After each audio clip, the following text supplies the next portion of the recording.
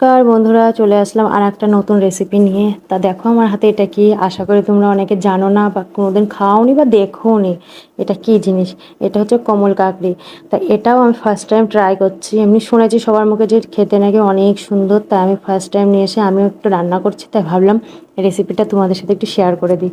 তো দেখো আমি এই কাকড়িগুলো এখন ভালো করে ছুলে নিচ্ছি, কেননা এটা একটু ভালো করে না ছুললে এটা হচ্ছে গলতে চায় না। আর এটা মানে একটা লাঠি বরাবর, মানে এত শক্ত কি বলবো। এটা যে খাওয়া যায় আমি সত্যি জানতাম না, রান্না করার পর এত টেস্ট হয়েছিল কি বলবো জানো না। তো আমি মাঝে মধ্যে এখন থেকে এনে খাবো। খুবই সুন্দর, আমার ছেলেও খুব পছন্দ করেছে, আমার বড় পছন্দ করেছে, আমারও খুব ভালো লেগেছে। তাই ভাবছি এটা আমি এখন থেকে মাঝে মধ্যেই রান্না করে খাবো। তা দেখো আমি এখন একটা একটা করে ভালো করে ছুলে নিচ্ছি। একটু মানে বলে থেকে ছিলকা রাখা যাবে না, তাহলে গলতে চাইবে না। এমনি এটা গলতে অনেকটা কষ্ট হয়েছিল আর অনেকটা টাইম লেগেছিলো, কমসে কম 10-12টা সিটি লেগেছিলো, তারপরে গিয়ে গলেছিল। তা দেখো আমি ভালো করে ছুলে নিয়ে এবার ছোটো ছোটো করে কেটে নেবো, একদম ছোটো ছোটো, যেমন ভেন্ডি কাটে ওরকম গোল গোল করে একদম ছোটো ছোটো করে পাতলা পাতলা করে কেটে নিতে হবে। কেটে নিয়ে ভালো করে ধুয়ে নিতে হবে, বুঝতে পারলে তো। নাহলে এটা হচ্ছে যেমন কলার থোড় কাটলে যেমন একটু কালো কষ বেরোয়, সেরকম এটার মধ্যে থেকে একটু কালো কষ বেরোয়। ওই কারণে আমি একটু ভালো করে ধুয়ে নিতে হবে। ধুয়ে টুয়ে আমি রেখে আসলাম। এবার এর মধ্যে যে মশলাটা যাবে সেটা হচ্ছে রসুন, পেঁয়াজ, টমেটো আর আদা। এটা তো সামান্য জিনিস, সেটা সব মশলার মধ্যেই পড়ে। তা দেখো আমি মশলাগুলো ভালো করে মানে রেডি করে নিচ্ছি, আর রসুনটাও ছাড়িয়ে নিচ্ছি।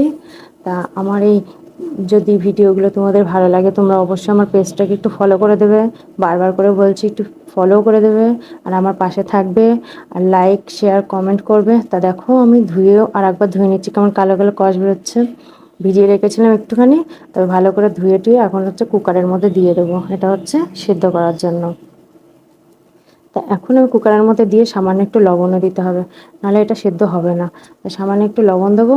আর ভাবছো তো ওই কুকারের ডান্টিটা কী করে ভেঙে গেছে? কুকারের ডান্টিটা আমার হাতের থেকে পড়ে গেছিলো একদিন কুকারটা, তারপরের থেকে ডান্টিটা ভেঙে গেছে, আর ঠিক করবো করবো করা হয় না।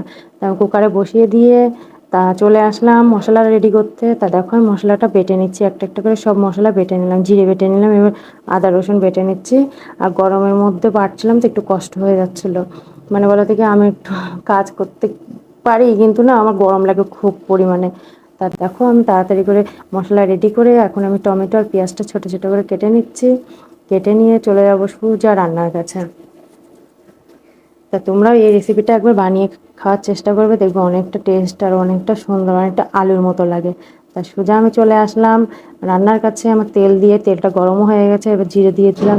জিরে দেওয়ার পর গোটা গরম মশলায় যা যা থাকে রোজকার সেটা দিয়ে দিলাম। এবার পেঁয়াজটা দিয়ে নিলাম।